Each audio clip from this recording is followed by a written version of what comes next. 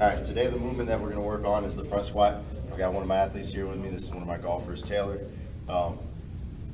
With the front squat and with any of the squat movement patterns, I'll always start first with a body weight squat, progress to a goblet squat, then we'll move on to the front squat, and later on the back squat. But for the purpose of this demonstration, we'll use the front squat. There are a few key points that I emphasize. Usually, we'll start off squatting to a bench. That way, anybody who has any mobility issues, they can still make it to a 16-inch bench.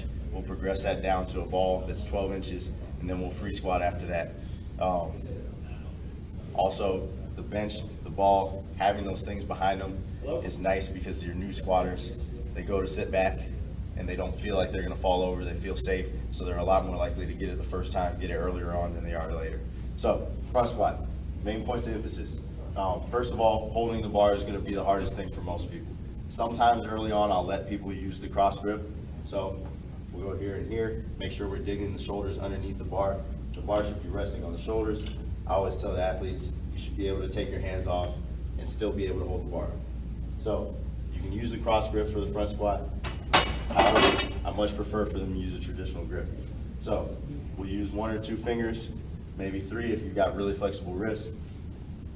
What I teach is you scoop under the bar and you dig your shoulder in first. If you do that, then you're going to be set. So dig shoulder, dig the other shoulder, and we can lift off. Elbows should be up, arms about parallel to the ground. The next thing that I always coach, athletes are usually going to get how to bend their knees during a front squat, or any squat for that matter. However, where they're going to miss it is using their hips as well to hinge a little bit as well. So first thing I want to see move, I want to see the butt go backwards. The butt should go backwards, the knees are going to stay soft so that they can bend them. They can then descend into the squat and stand back up. Main points of emphasis, I want their butt to move back. I want the weight to stay evenly distributed across their feet. They shouldn't have it ever shift forward. If it shifts forward, either that's a sign that they don't have the ankle flexibility to get that low, or we've got some other technical issues that we need to fix. But usually if the hips get back first, we're not going to have a problem with weight transfer going forward. So I always want them to feel comfortable dumping the bar if something goes wrong. So we will usually try that.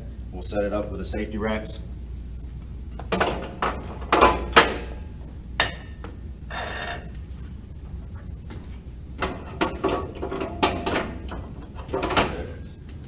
So I want them to be comfortable dumping the bar. So I will even have them practice early on. We'll get down. I want them to dump the bar. I want them comfortable with that feeling. So to go back through the points. Big shoulders, elbows up, butt goes back, chest stays up, weight stays evenly distributed across the feet, heels stay planted. We're descending, and we're back up. As they come up, I always want to emphasize the hips coming forward. Another added note, you can't see it from the side, so I'm going to turn and demonstrate to the front. I never want to see the knees cave in at any point, especially when we get under heavier weight. You'll see it a lot with athletes that hit the bottom of the hole and then their knees cave as they try to get up, or their butt shoots in the air. Those are a couple things that you want to correct. So, watch out there. I'm going to turn sideways.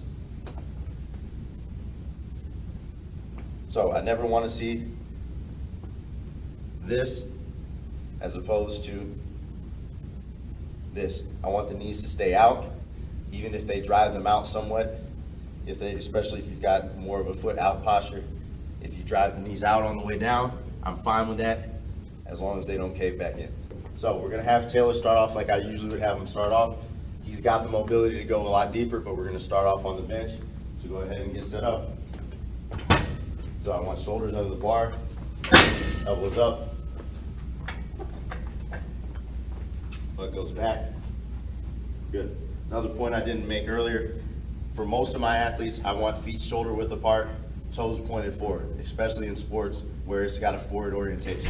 So for him, he's a golfer. I don't want a lot of challenge on his hips, so we will go toes pointed forward, feet shoulder width apart. So go ahead and do 5 reps. I want the elbows up a little bit higher than that. Good. Sitting back. Good. Waist stays planted on the heels, so you can go ahead and rack it. From there, we'll move on to the ball. This ball is 12 inches. This, for most people, except for your taller athletes, is going to be right about parallel, maybe just slightly below for some of them. For some of my JV softball players who are a little bit shorter, it's a little bit above, but this is kind of a depth gauge so everybody can see where they're at. So it's back on you, Taylor.